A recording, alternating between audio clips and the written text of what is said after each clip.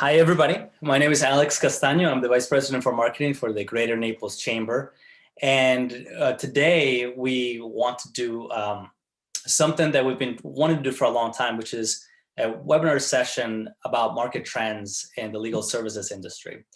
So with me is Shawna Devlin. She is the President of the Naples Daily News and Regional Vice President of Sales for Local IQ. Now, we've been working for a while on a way to bring more value to our members at the Chamber. And one of the ways that we want to do that is in helping market their services, understand their customers, understand our market better. We have had a lot of members reach out to us and search for opportunities to do so. And so in partnership with Local IQ, USA Today, Local IQ, and Shawna, we are trying to bring that to you. So without further ado, here's Shawna Devlin. Excellent. Thanks for having me today, Alex. And I think that, your intro around business owners or leaders searching for the right thing to do is really relevant. We hear that a lot, right? That there's what I call so much noise in the channel, right? You should be doing this or you should be doing that, that it's hard to understand how to prioritize because there always needs to be alignment between your marketing goals and your marketing budget and your business goals. And that is what we're here for. We're here to help businesses grow.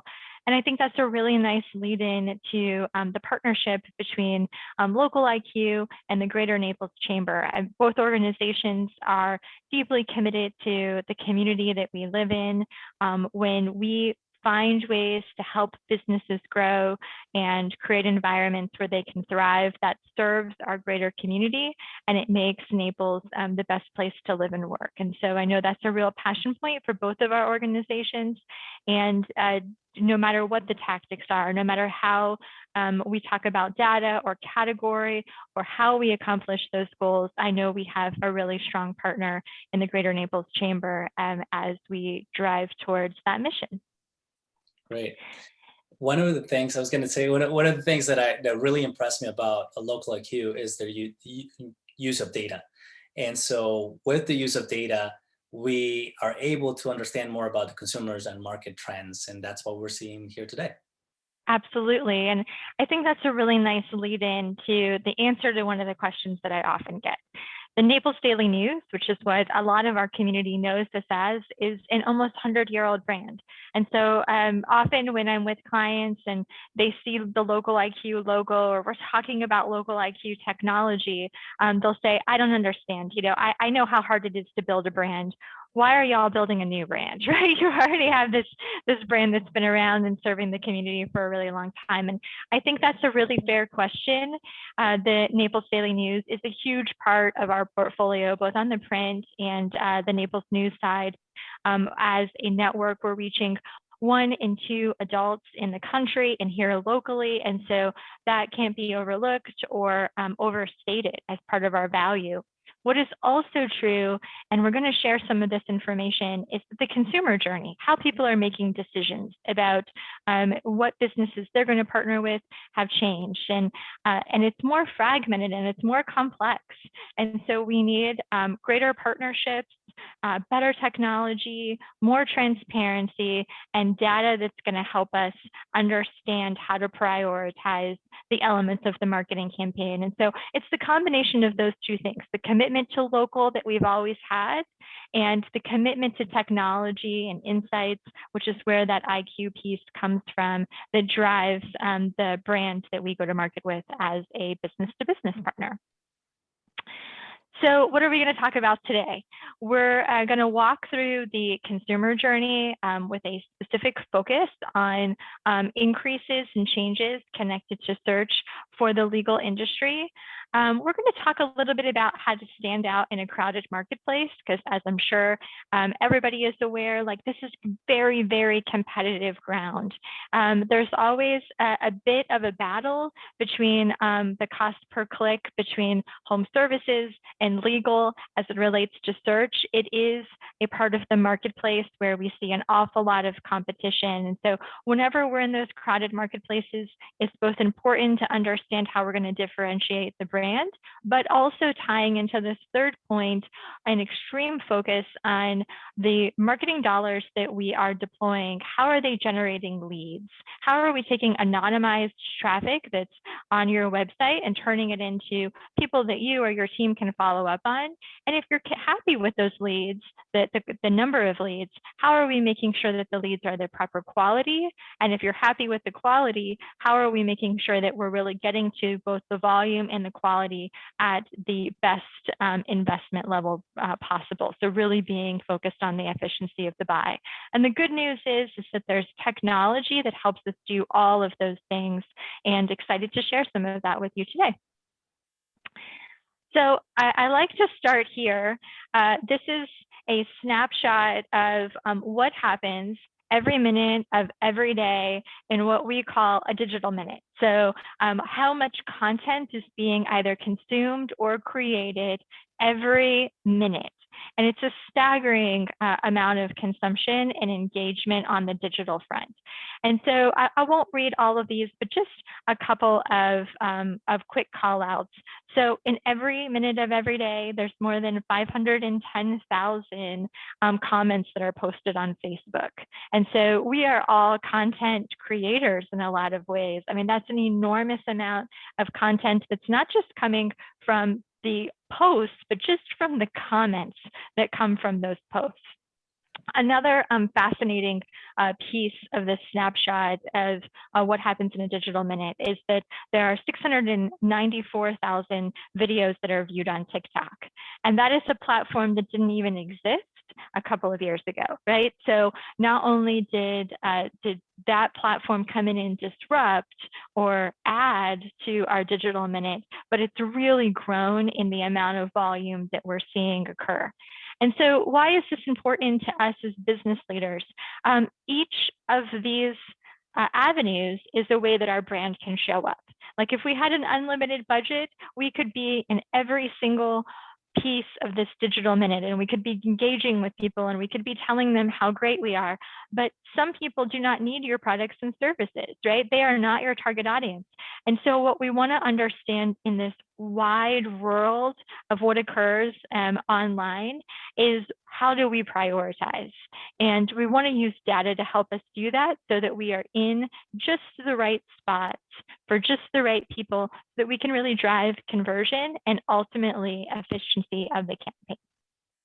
Yeah, and I would add, not everybody is your target audience, but also not everybody who is your target audience is receptive to listening or hearing from you at every moment, right? So sometimes somebody might be in the search for a service, and that's great. But other times, if you reach them with a service that they might need, they may not be receptive anyways. So understanding your ability to get to them in the right place, right time, efficiently and effectively will save you a lot of money.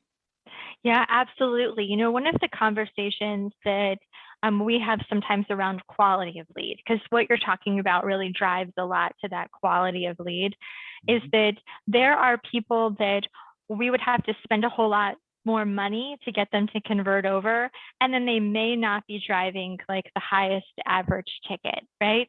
And so maybe that's not your low-hanging fruit. And so we really want to make sure that every dollar is really driving an ROI, and we want companies to hold us accountable to that. Like, that's the business that we're in, and we have a commitment to transparency that's going to make sure that we're all looking at the same data the same way to make sure we're on the right track. So based on everything that's happening in a digital minute, you would think, how could that expand any further, right? We've got to be out of time and we can't consume anything more. I know I certainly felt that way pre-COVID, because we would keep looking at these growth numbers and I would think eventually we're going to be out of space, right? And then we hit an all-time high while we were in our safer at home order here in Florida. And in some ways, we reached the end of the internet, right? There were all these increases in like, what should I watch next on Netflix? And if you think about that, that means they've watched everything that that they wanted to watch. They watched everything their friends would suggest. They watched everything Netflix has prompted them with, and now they're searching the internet for what they should watch next on Netflix. So consumption really did reach like an ultimate high. And then I thought, well, we can't possibly do anything beyond that. But in some pockets, we still continue to see acceleration. So total number of impressions that we are generating, which is a factor of how long we and how deeply we are online, how much content are we reading, is up 11% year over year.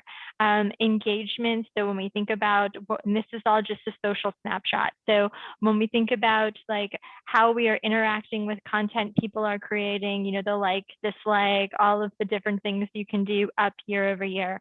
We're sending more Facebook messages than we have in the past. I remember when Facebook Messenger came out, I even thought as a digital native, like I text, like why do I need another platform that kind of operates like text? And yet I fall into that bucket as well. So there's just continues to be a lot of acceleration, even from what we all thought were going to be our all-time highs. And then, you know, not everybody is consuming that information the same way. It's not like our whole population are doing all of the same things. Certain demographics favor certain digital platforms. And so sometimes we talk about like a digital strategy as though it's one thing that you're creating. But to your point, Alex, we're really looking to define the target audience. And then underneath that target audience, so people that are looking for products or services, what types of demographic information do they have, right? So do they tend, from a low-hanging fruit perspective, do they tend to be a certain generational group? Do they tend to be in a certain geography, right? So is geography a factor in what they are using? Do they tend to have certain education levels or have children at home? All of these things that are bigger than just they need somebody to build an estate plan. Sometimes when we're talking about target audiences, it kind of starts and ends there, but our ability to target is increased when we can build out what we call a persona, right? All of the elements that make up your ideal prospect. And then depending on that persona that we build, we're able to do just what you're seeing here. So if, for example, we decided that it was baby boomers and millennials, right? And it could be people with children at home, people without children in their home, right? Whatever the core audience groups look like, we could then stack rank their consumption and how effective that media is for each of those target audiences. We're keeping this at a pretty high level because each of the subcategories under the legal segment are going to have different target audiences, different nuances, and really, in order to build an effective campaign, just want to make sure that you either have access to this data, that you're mapping this information out, or that you have a partner that's really not only building this once, but continuing to refine it. Because as to the position around TikTok, there's always something that comes along and disrupts, right? So you can't just set it and then 2 years later expect that marketing mix is going to be the same. Yeah, and one thing to remember too is, regardless of who your target audience is, there are going to be situations where you cannot assume that they are or they're not in one platform, right? So it's very common to say, well, my target demographic is an older generation, so they're not on social media. Well, that's not true anymore, right? And you saw it in the previous chart. They might not be using it as often or as deeply as another demographic, but they are there. And depending on your use and the situation, that might be the most efficient way of reaching them. Absolutely. You know, what's really fascinating is that so when we look at baby boomers and we look at older millennials, they're definitely on social media. They have Facebook accounts. And in fact, when we look at the generation under millennials, it's the reason why they are Instagram or Snap users, because they don't want to be where their parents and grandparents are, right? So like my kiddo has no interest in me being his friend in social media, right? And so that's not even remotely a goal that he has. But that's what I mean about disruption. And maybe right now, the target audience of the legal category is not to go after my 18-year-old son, but my 18-year-old son is likely to keep those habits of Instagram and Snap. And so a few years from now, Instagram or Snap may need to be extensions or arms around what that media campaign looks like as he ages into a target demographic that the legal industry would want to be speaking to. Absolutely. So buying journeys are really complicated, and we could provide enough information that would put everybody right to sleep. The very best way for us to kind of frame things up, back to our commitment to really taking every place that we could be and getting the tactics that we absolutely have to get right down to a manageable level, is exactly what you're looking at here. So we really think through, with use of data, a specific target audience, how do they start their journey? And then ultimately, what do they do last? And everything in between consideration and making a decision to schedule an appointment. And we map all of that out. And ultimately, what we're trying to drive towards is, you can see these little arrows that are connected. It shows you the core products that we need to get right in order to win in this category.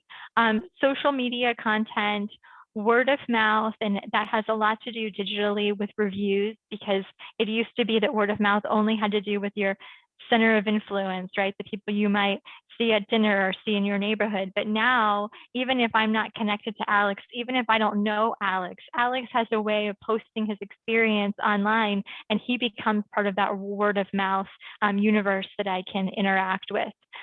Social media ads, search, streaming video, and email.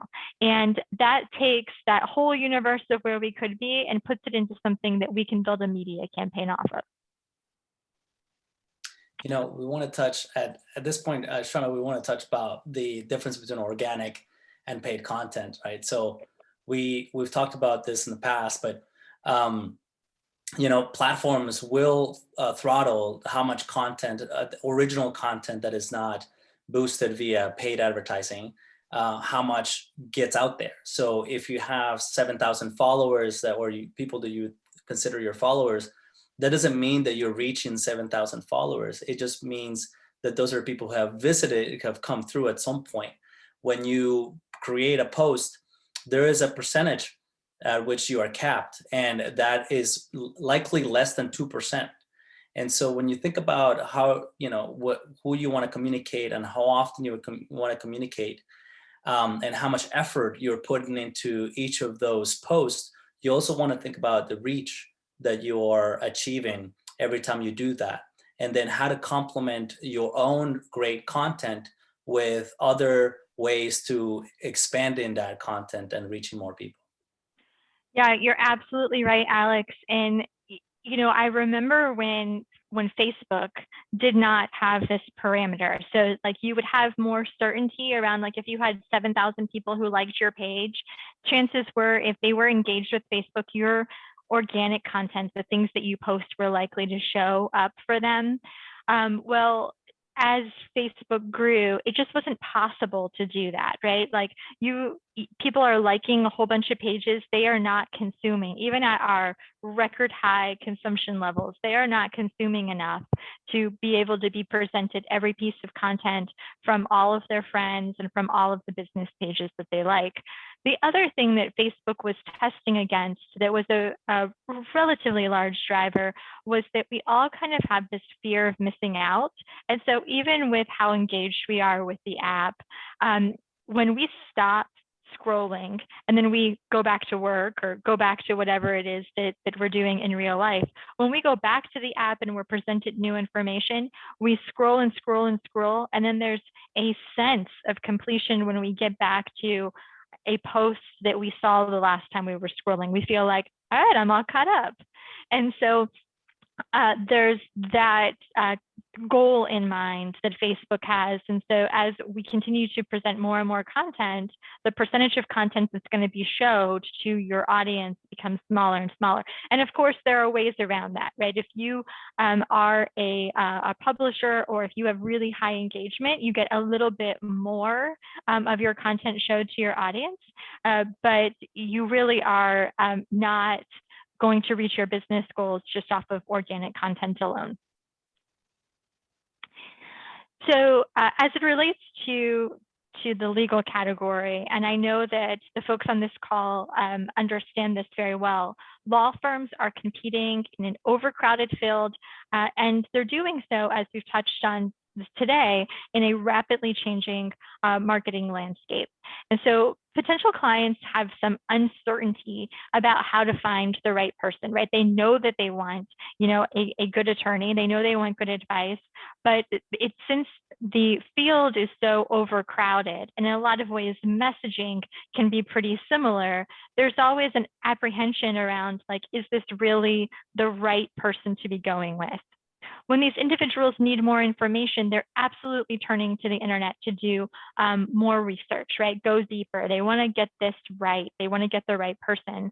And so to really win in this space, we need to have a strong understanding of how and why and what factors are really leading people to make that decision. So the top three considerations that drive people to conversion, to ultimately decide that this is the firm that they want to go with: trustworthiness, a proven track record, and proximity, right? They're close to, their home or work or the place that they're located. The interesting thing, and Alex and I have spent a lot of time looking at this, I know that our experience here is pretty lengthy, is that no matter what category of business that we're looking at, when we pull the data around the things that really drive conversion, in this case, the trustworthiness and the proven track record, and proximity is really a factor of who we're presenting ads to. So it's those top two pieces that are the most important from a messaging perspective. And then we look at the messages that exist in the category. There's just not alignment, right? Or at least not clear alignment. So for example, when we think about trustworthiness, like sometimes when we have family practices, what they will lead with is family owned and operated. Well, that's said so often, I don't necessarily, if I'm a consumer, understand how that correlates with being trustworthy, right? Or why I should have confidence in, like, the long-standing principles of your practice, because I don't know what they are just by you telling me that you're family owned and operated. And so we need to continue to put that prospective client at the center of our messaging and make sure that this is the lens by which we are evaluating what we are saying to them. That's a great example, because family, really family is going to mean that is going to bring up memories, very different memories for everybody. So it could be good, it could be bad. So it's really understanding who your prospect is and understanding what are some of the triggers that they have to associate you with trustworthiness and a proven track record. Yeah, it reminds me, Alex, of like other things that are like that are said so often they almost start to lose value. And I'm not saying that there's no value in having a long legacy of family ownership. Clearly that's an important thing. What I am saying is that from a prospect standpoint, things like family owned and operated or great customer service, you're not really telling the prospect what that means for you, right? So if the reason that you're calling out that you're family owned and operated is because you're going to do the right thing all the time because you're building a legacy and you're planning on being here for a long time and you want the community to know that you're a partner, you're better off just saying that, right? Than saying something that might get a bit overplayed and may mean different things for different people. Absolutely. That's a great example, because family owned or operated could also mean, that they're putting the results for their clients ahead of profits, versus a larger company. Then say that, right? It's don't leave it up for interpretation, is what we're saying. Absolutely. So your highest chance of gaining new clients, and being able to make your business goals is to make sure that we are doing a really good job defining that audience and making sure that every single tactic and every single effort is really aligning to that. We want to make sure that your firm stands out when potential clients are looking for you, right? And that we're saying the right things.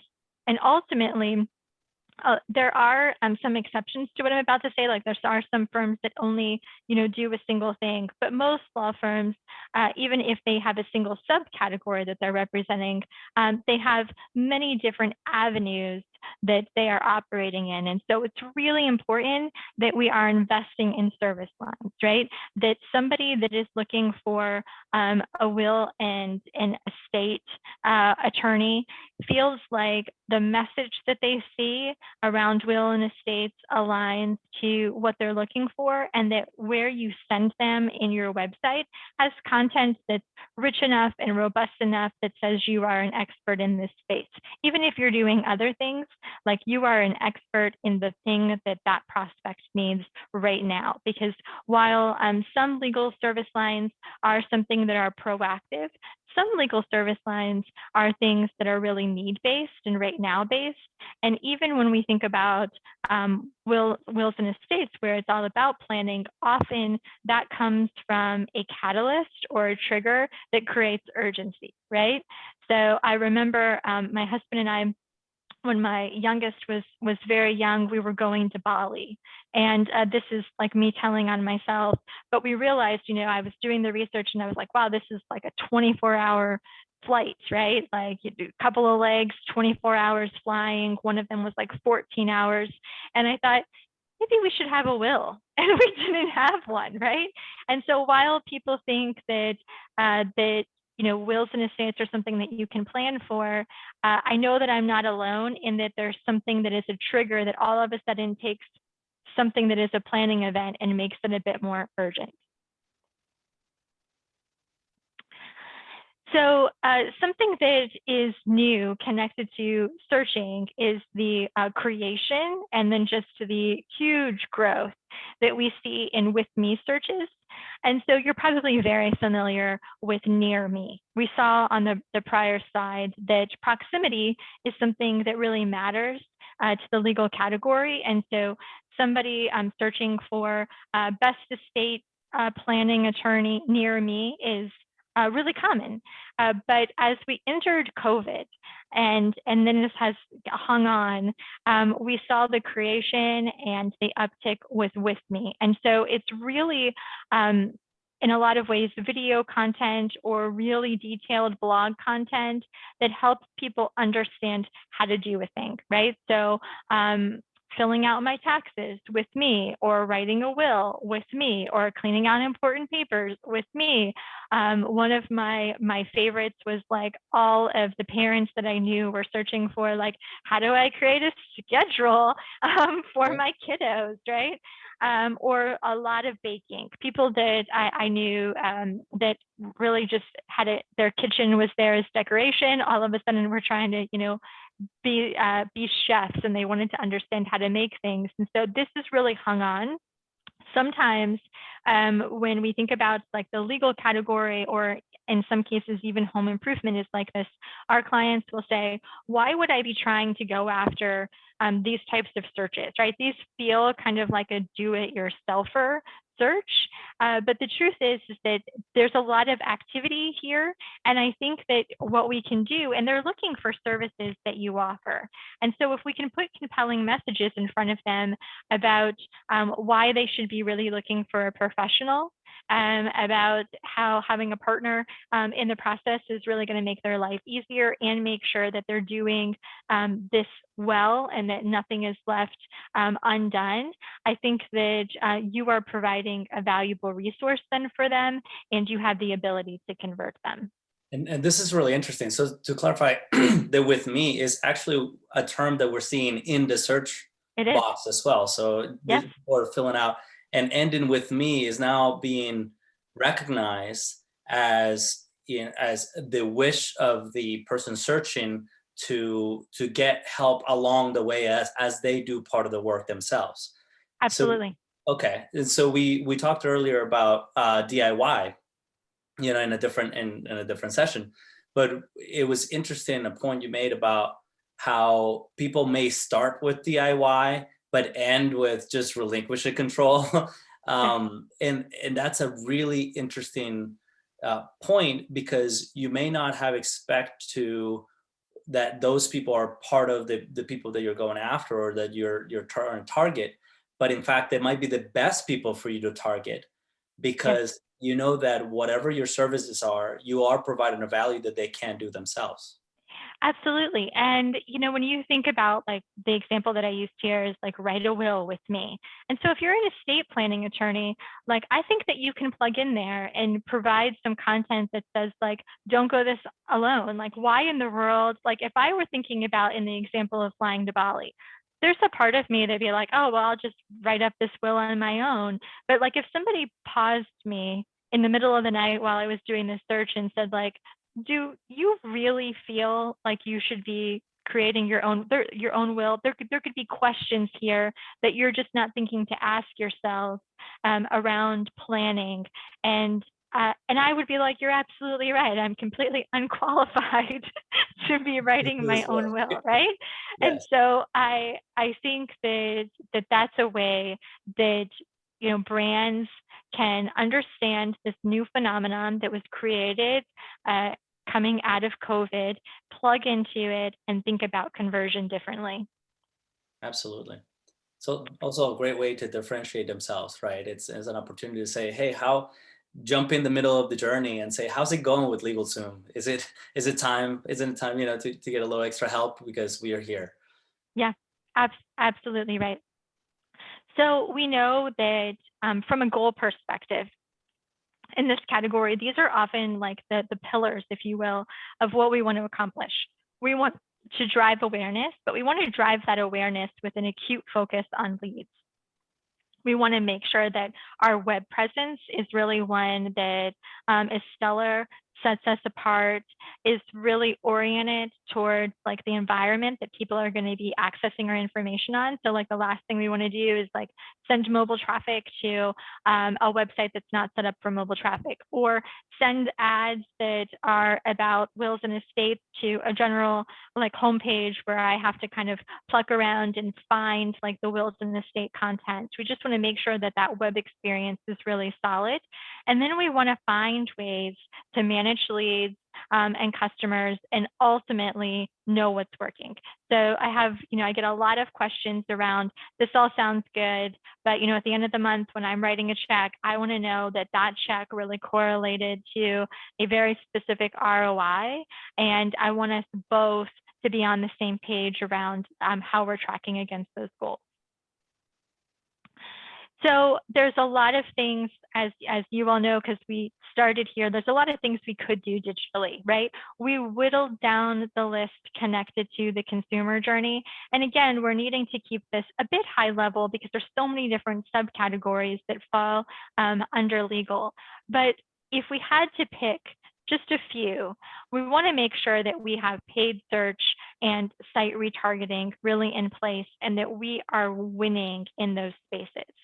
So 61% of legal services clients have seen a paid search ad that has led them to act in the last 12 months, right? So when you kind of stack rank where you're placing media tactics and the results that you're getting, that's a really strong indicator. We're not really talking about engagement. Like if we were looking at engagement numbers, those would be even higher. What I'm talking about here is that they've seen an ad and then they acted, right?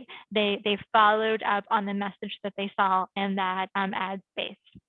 87% of people who contact an attorney go on to hire that attorney, and 72% only contact one attorney. And so here's what I find really interesting. It tells me that people really don't, like once they get to the point of calling, they really don't want to shop at that level, right? They're doing their research first, and then by time they're calling or sending a form fill, they've made a decision. Like chances are I'm going to hire Alex, right?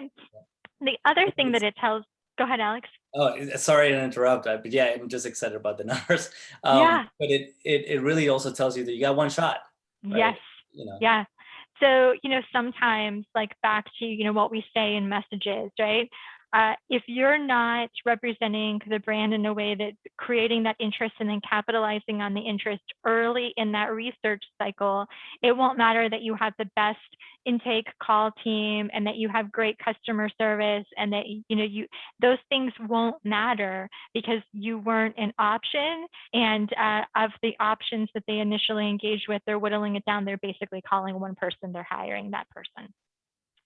The other thing about the way they contact by phone, I think that number is really important, not just for, just to understand how people get in touch with you, but it's also what's behind it, right?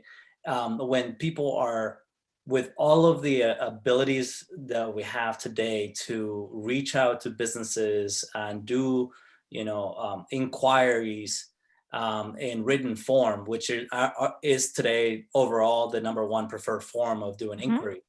In this field that's different because they want someone to talk to and someone to explain to what they're looking for and someone who they can build a relationship with.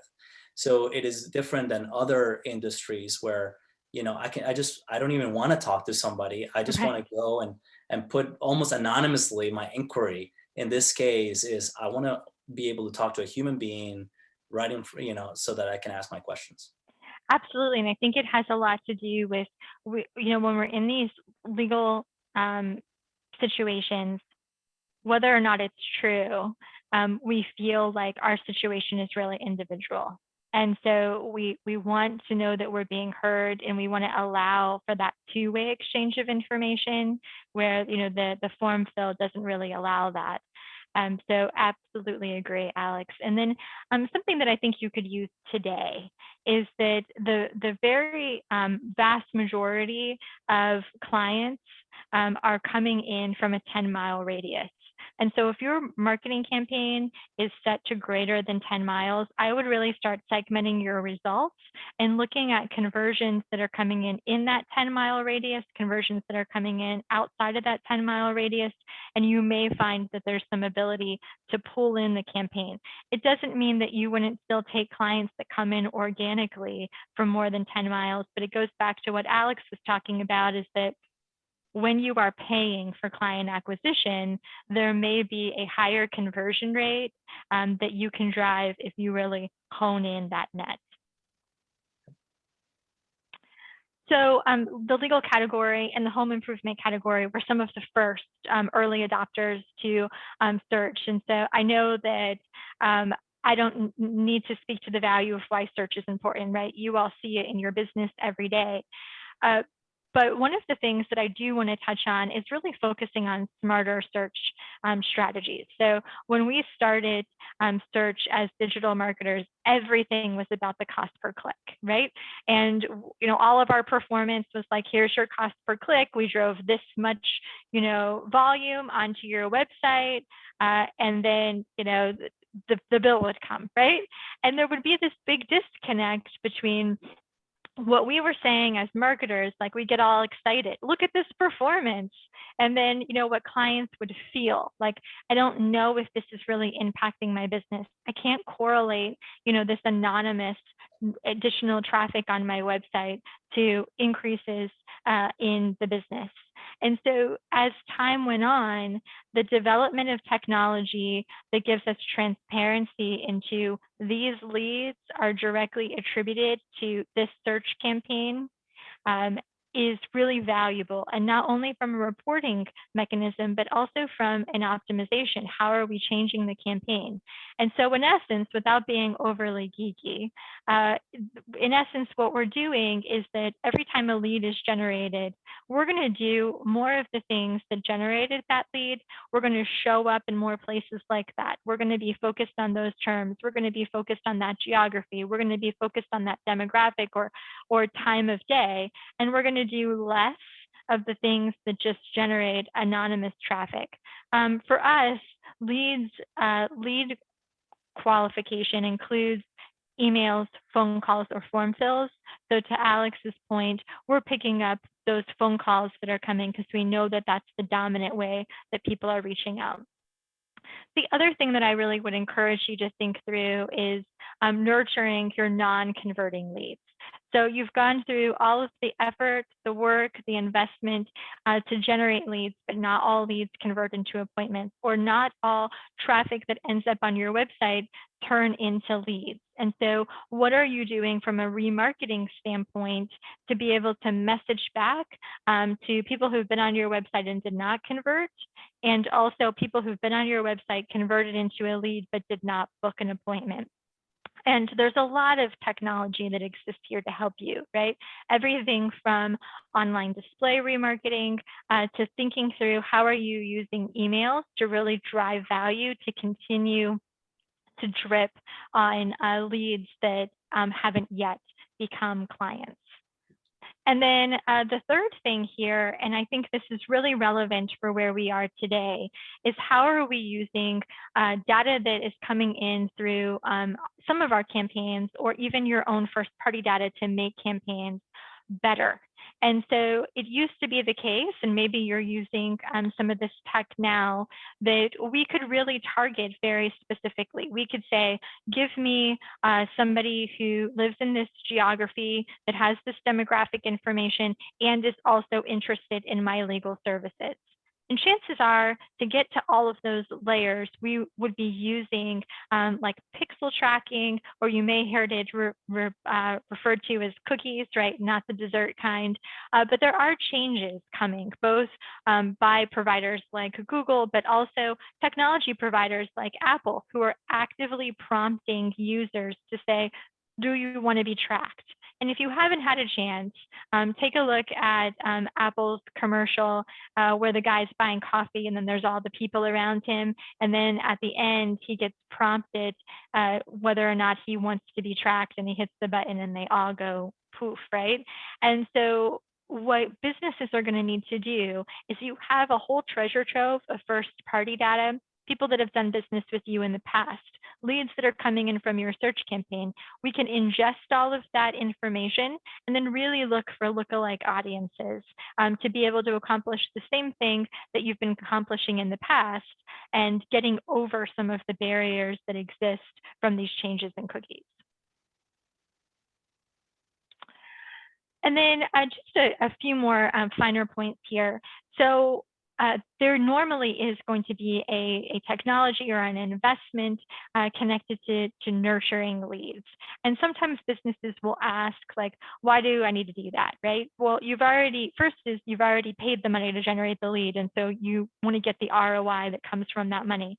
But also, nurtured leads make decisions 47% more often than unnurtured leads, right? So we absolutely can push people into making decisions by continuing to communicate with them.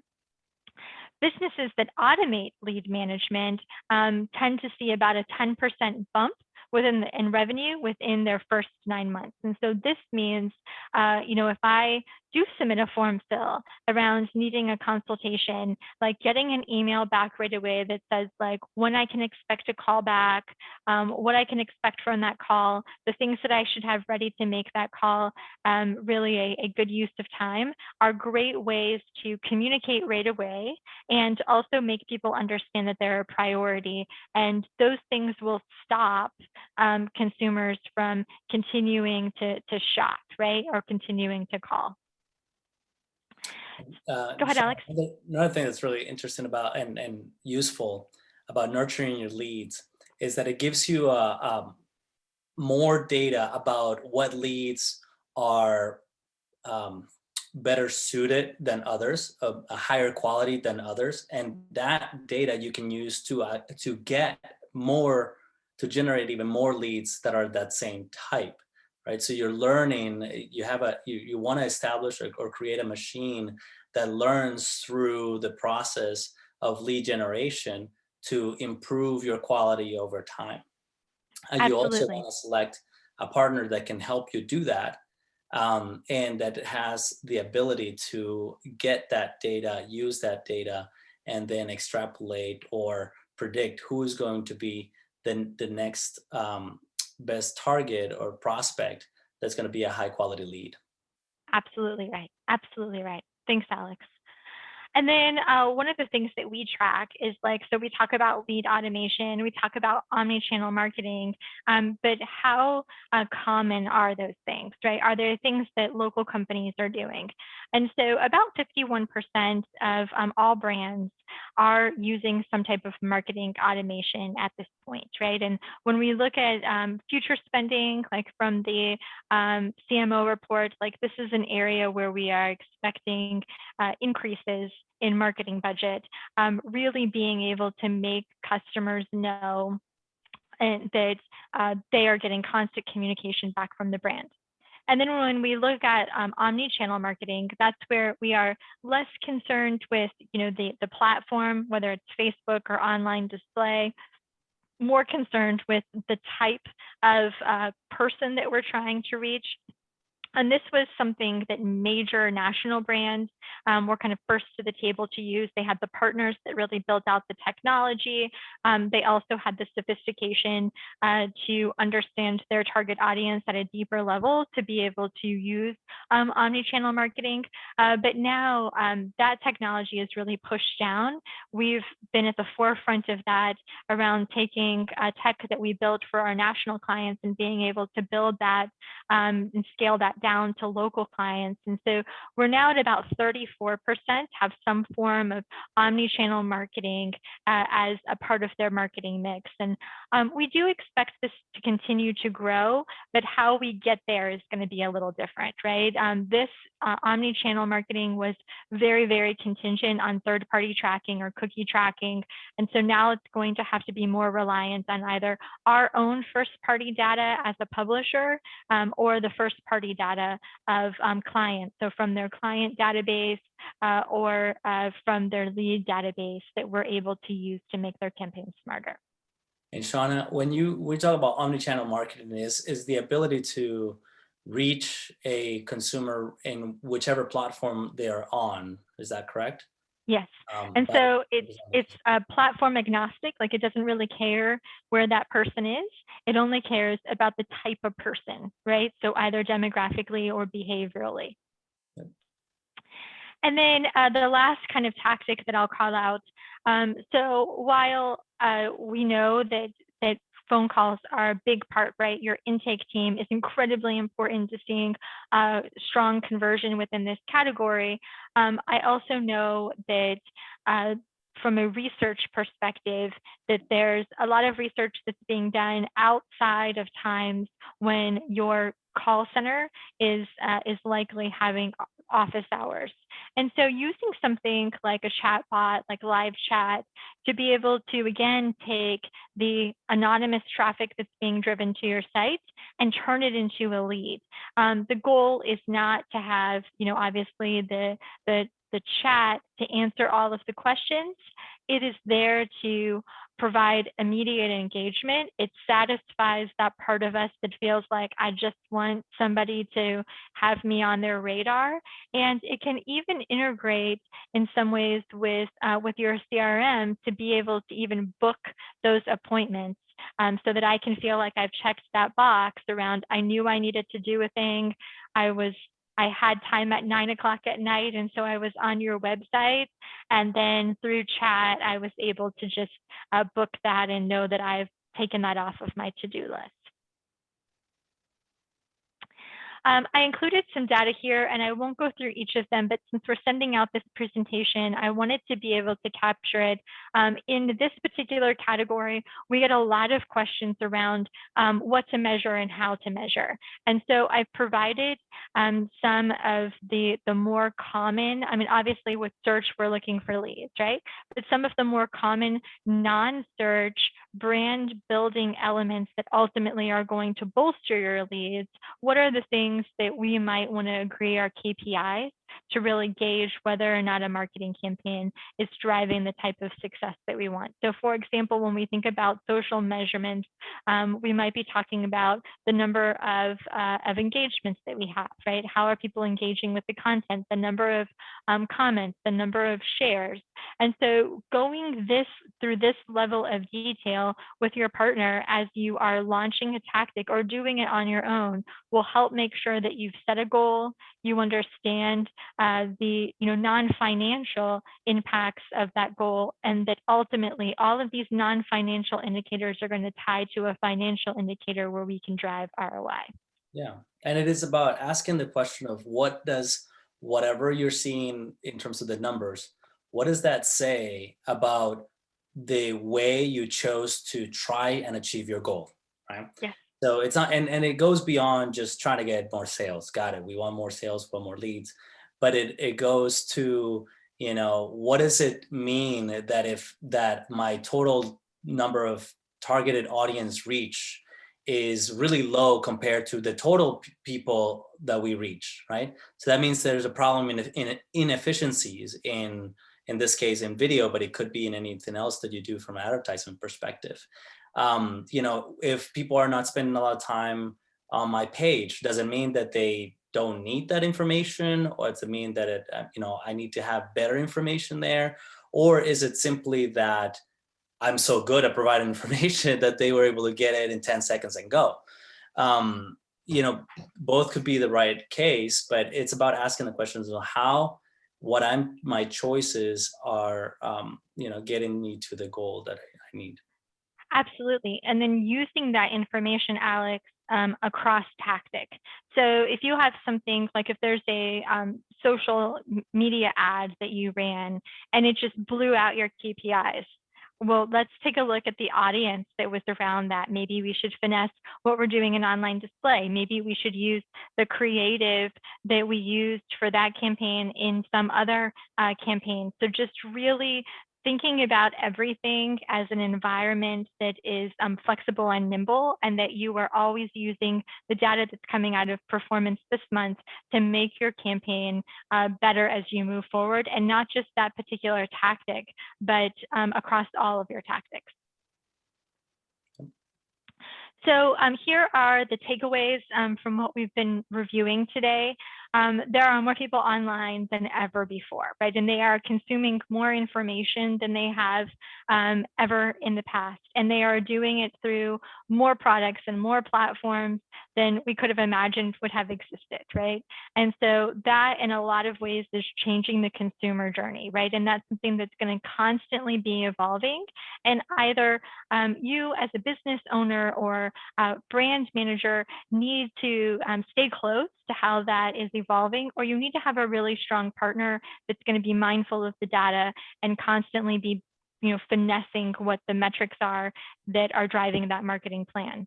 Not everyone is in your target audience, right? So making sure that we are measuring everything and continuing to refine. We can start in a really smart place, but driving an efficiency of the investment means that we are focusing more on the highest value clients that convert, right? The highest value prospects that convert. And the more that we do that, the higher the ROI is going to be off of that campaign. Focusing on the proper measurement from each tactic is really important, and using that data to inform what we're doing in other tactics, as we were just talking about, will make the campaign smarter as well. Really think through adding automation if you're not already, and build out really strong nurturing tactics so that we can continue to drive value from those prospects that have not yet converted or might only be using a single service line, and you have the ability to cross-sell them into additional service lines. And then how are you using your own first-party data? We know that the time is now where there's a lot of disruption around how we can target. And so understanding what data you really have, and if you have a partner that can ingest that data into like their machine and make your campaign smarter based on the leads and the new clients that you are generating today. So what comes next? There is a form that we call the Grader Report. And what it does is it helps you understand how your brand is represented in the digital marketplace by tactic. So we're going to go ahead and pull one of those for each person that RSVP'd to this session. We'll send that information out to you. Not only will it give you your standings, but we also pull in a couple of competitors. So when we send that your way, if we didn't include somebody that you're really passionate about that's a competitor, let us know. We can quickly add that as well. well. We'd love to talk to you about that information, and ultimately also maybe go a step deeper with some of the consumer journey pieces that we've talked about here. So each of you has a subcategory of legal, and each subcategory is going to have a bit of a finesse against the consumer journey that we've talked about this afternoon. We'll send you an email with this presentation, and it also will include a downloadable workbook. And so our goal is to make sure that we're taking the information that we've talked about here and give you actionable tools that you can bring back to each of your shops and really put into play. And then, as Alex mentioned at the start, we are in early days of rolling out these seminars to the Naples market, and we really want to make sure that this is a valuable use of your time and that we're driving value together. And so any feedback that you have on the presentation, the topic that was covered, the format of the presentation, we'd really love to hear from you. And then ultimately, as we send this presentation out, I wanted to include Alexa's contact information. Alexa's been on the call today.